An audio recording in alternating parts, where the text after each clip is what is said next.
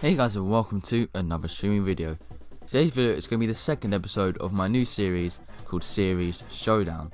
In this series, I'll be comparing two games that are similar and part of the same series. This video is split into 5 different categories, and whoever wins the most categories wins the video. In today's episode, it's going to be Super Mario 64 versus Super Mario 64 DS, as that was the most voted for last time. Whoever's most voted for this time, I will do that next, and yeah. Let's get right into it. But before we start, I want to say a massive thank you to you guys as we just hit 250 subs. It's absolutely insane, as we're a quarter of the way to 1,000 subs. That just sounds incredible. If we hit 1,000 subs this year, I'll just be incredibly happy. But yeah, enough of that. Let's just get into the video. Now the first category is gameplay. Now although the games are quite similar, the moveset is actually really different. In the original, Mario's movement is near enough perfection. Almost every single type of movement that's existed in Mario history is included in this game, and most of them originated from this title. Mario's movement is really responsive for the most part, and has very little flaws.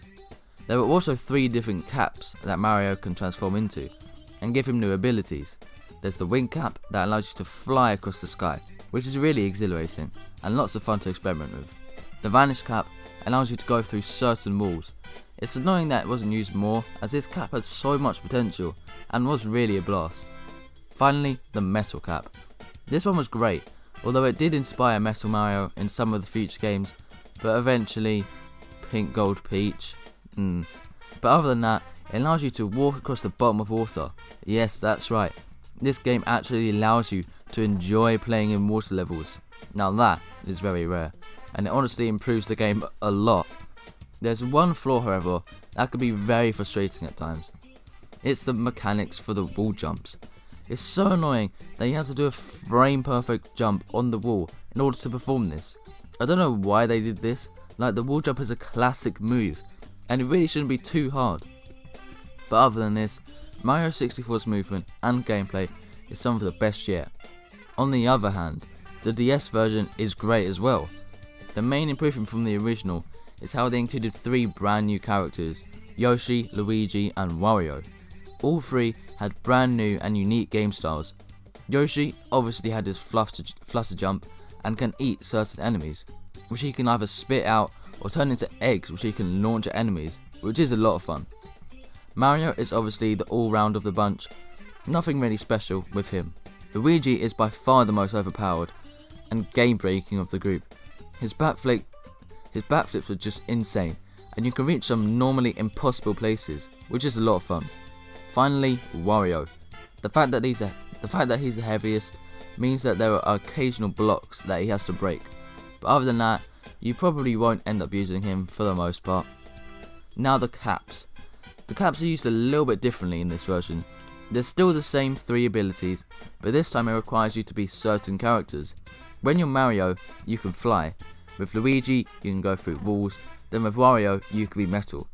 I do quite like how they did this, and it's quite original. In terms of which one is better, I think just the fact that you can play with a variety of characters, with a variety of abilities, I prefer the DS version. The second category is level design. Now obviously both of the games will have a lot in common for this category, considering the fact that it is just a port, so as a result, a lot of the levels are similar. The levels in Super Mario 64 are absolutely superb and incredible for the time that it was made. Before this, all we had was some flat 2D levels with the only ounce of detail within it being the background, so for its time, these levels were absolutely mind-blowing. However, we can't let nostalgia get in the way of anything here. The DS port has every single level from the original, as you'd expect, but as well as that, they introduced a few brand new ones, meaning the max star count increased from 120 to 150 in this port. As much as the original's levels are outstanding, the DS just has that little extra, which means I have to give this category to the DS port. Now the third category is graphics. Okay, now my opinion may surprise you for this category.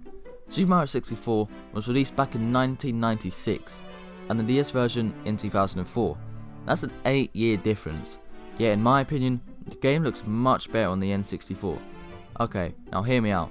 No one can deny that the Mario sprite for the original is incredible, and due to that, it is by far the most memorable and iconic in the entire Mario franchise.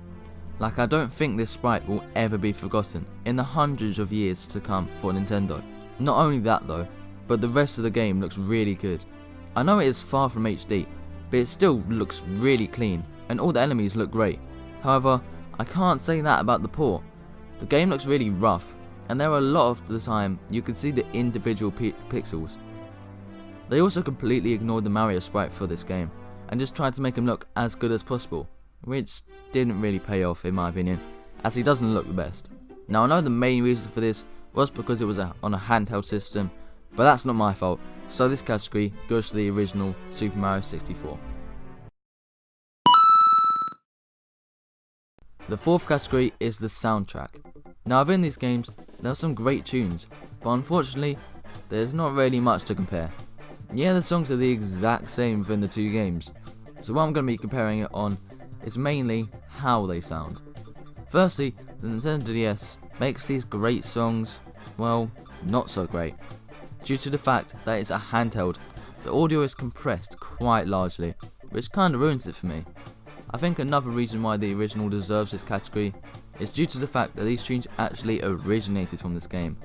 The port is obviously just the exact same songs again, so no real effort was put into this soundtrack.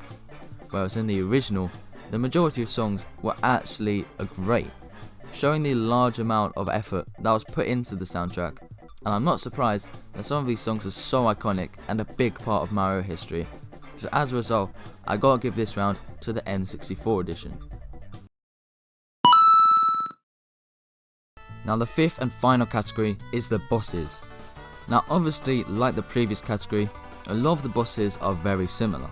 However, there are a few noticeable differences. In the original, the bosses were great. Well, most of them. The King Bob-omb and Big Bully were really cool, but the Bowser fights were, they were all very repetitive, which is very frustrating, as they could have changed that slightly, and then at least you would know that they attempted to make them kinda unique, which would make it not so bad. However, most of the bosses were brand new to this game, which is great for a Mario game, and that is very rarely the case.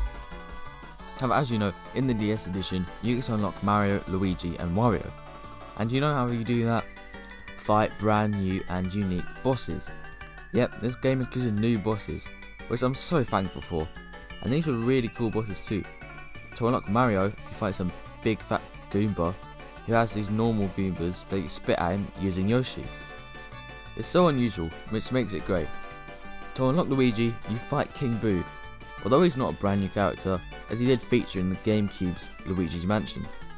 Despite this, it's still great, and with the use of the mirrors, it's really intense and kinda scary.